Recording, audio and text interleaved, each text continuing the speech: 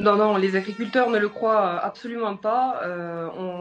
On a passé malheureusement depuis 2024 beaucoup d'échanges avec lui. Il n'a jamais tenu parole, il n'a jamais tenu aucun engagement. Il dit simplement, il avance ses propos uniquement pour calmer la colère agricole.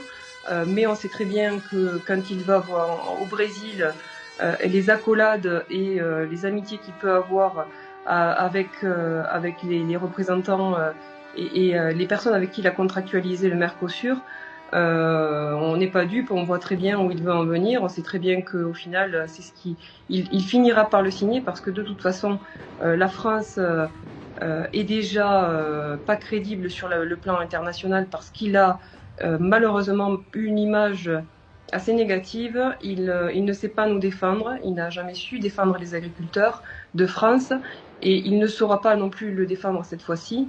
C'est pour ça qu'on s'en remet aujourd'hui, non pas à lui, mais à Monsieur Lecornu, puisque de toute façon il faut bien s'adresser à quelqu'un.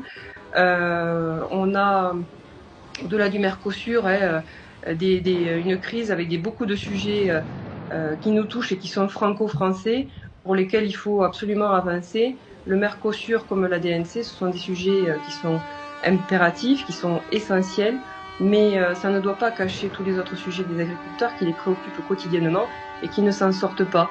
Donc non, on ne croit pas en la parole de Monsieur Macron, puisque au niveau des agriculteurs, mais bien au-delà, il a toujours menti et il est toujours revenu sur ses positions et on en a plus qu'assez des girouettes dans ce genre.